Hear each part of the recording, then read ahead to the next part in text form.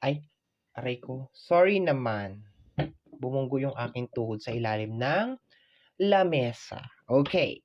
So, hello, my dear Libra. Okay, so ang gagawin natin today is collective reading.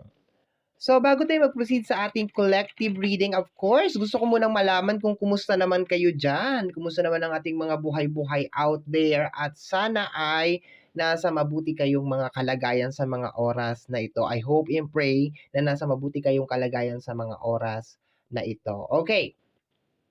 So once again, ang gagawin natin today is collective reading, okay? So reminder, hindi po ito 100% na magre-resonate para sa ating lahat. So please lower your expectation pagdating po sa mga collective reading, ganun din sa mga general reading, General reading, and then ganun din sa mga kahit anong ina-upload sa social media, okay? Basta hindi binanggit ang pangalan mo, huwag kang palamine, okay? So, let's go tayo, my dear Libra. Kukuha tayo ng 6 card. Okay? 6 cards. May S yun. 6 cards. Okay. Tingnan natin, my dear. Cut pala muna natin into 3. Ayan. Okay, let's go, my dear. Collective reading. Tingnan natin kung ano masasagap natin today. Anong mako-collect natin. Libra. Let me see. Okay. Scorpio na girl.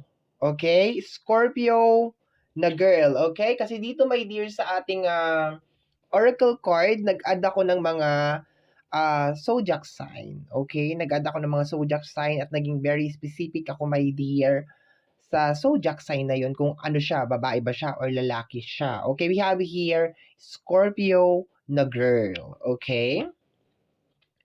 So, tingnan natin. Scorpio na girl.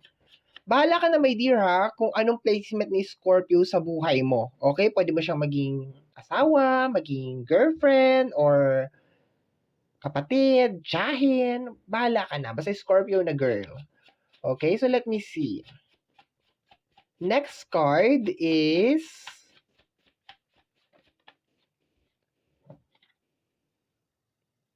ilang beses kanilang binalak sirain pero hindi sila nagtagumpay. Okay? So, si ate Scorpio na girl ay backstabber. Kasi, at saka ang ano dito, ilang beses kanilang. Ibig sabihin, nag-recruit si ate. Okay? Nag-recruit pa siya. Okay? Binabalak kang sirain pero hindi sila nagtagumpay. Okay. So, alam na natin yung connection mo sa kanya. Hindi kayo good term. Hindi kayo friends. Okay? Hindi kayo okay. Tingnan natin. Dagdagan pa natin.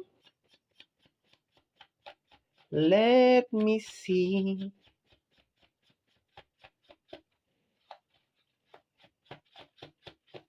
Six cards lang tayo, my dear. 6 na baraha lang tayo, my dear. Okay. And sa bandang dulo pala ng video na to, may konting pa-speech si Mayor. Okay. Tungkol sa reading na ito. Okay. Lalo na itong maldita na Scorpio na to, hindi ko to palalagpasin. Bakit ang tigas ng ulo mo? Ayaw mo akong sundin. Okay. So, I think, itong tao na to is parang sinusubukan kanyang pasunurin. Okay? Ang purpose niya, kung bakit kanya pinapasunod, my dear, is para masira kanya. Okay? Kasi masyadong highlighted dito sa akin, my dear, yung nila. Ibig sabihin more than one to. Baka ito lang ang pinapront nila sa'yo, si Scorpio, pero baka marami talaga sila. Okay? Or grupo sila. Ibig sabihin mga dancer sila, mga waka-waka dancer sila, ganon. So, bakit ang tigas ng ulo mo, ayaw mo akong sundin? Yun ang sabi niya dito. So, siguro, nararamdaman mo siguro, my dear, na bakit kita susundin? Di ba? Parang ganon. Bakit ko gagawin yan? Ano ba magiging benefit sa akin yan? Yung parang ganon. Ngayon, gigigil siya. Gigil si ate mo. Okay? Iinis siya.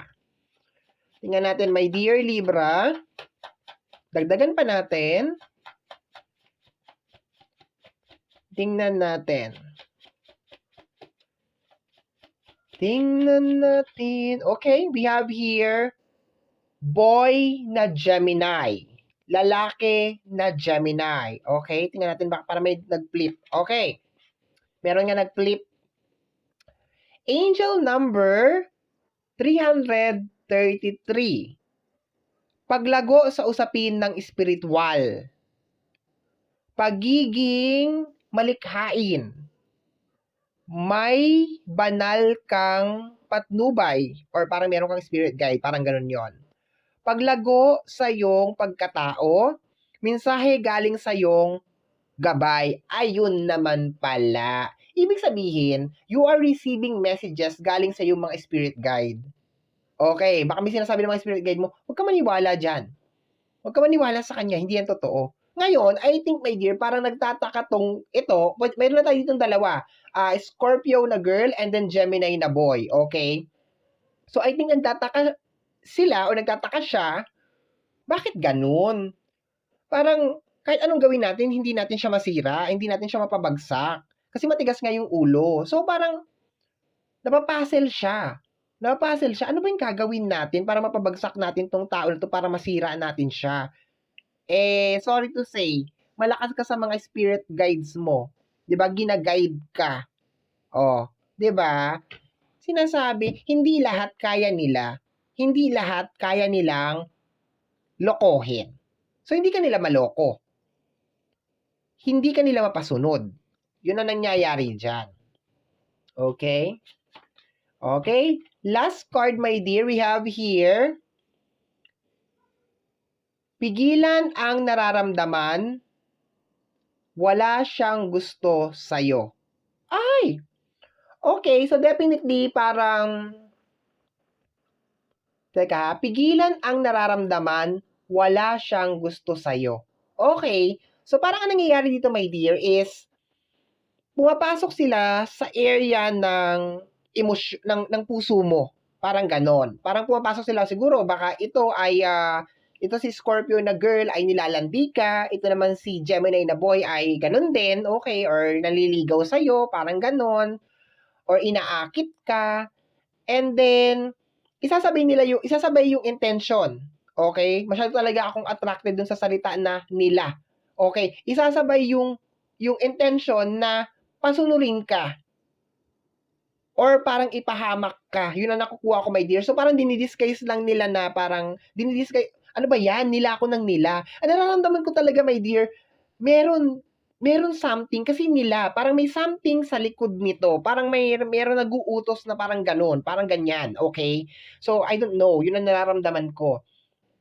Parang ginawa to ni Scorpio girl or ni Gemini na boy kasi parang meron nag-uutos, parang ganun na nakukuha ko. Kasi titingnan mo to ha, ilang beses ka nilang binalak sirain.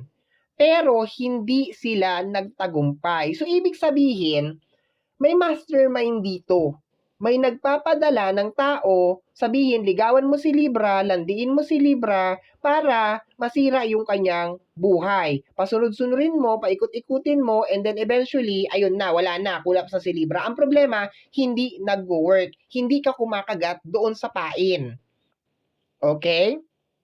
So, very good for you. Very, very nice for you. I'm so happy and I'm so proud of you. Kasi hindi ka syusyunga-syunga. Okay?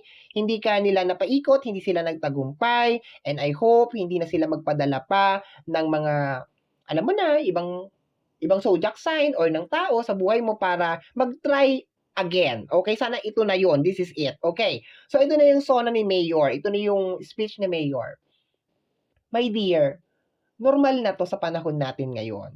May mga tao na papasok sa buhay mo, magpapanggap na mahal ka, pero meron palang ibang intensyon. Kaya lagi kong sinasabi sa inyo, mga my dear, lagi ninyong kikilalanin yung mga tao na gustong pumasok sa buhay ninyo. Kasi, hindi natin maiiwasan na ang tao merong talagang intensyon. At ayaw naman nating pangunahan kung maganda or masama yung kanyang intensyon, kaya kailangan natin maglaan ng sapat na oras at sapat na panahon para kilalanin. Hindi yung kinindatan ka lang, sinagot mo na.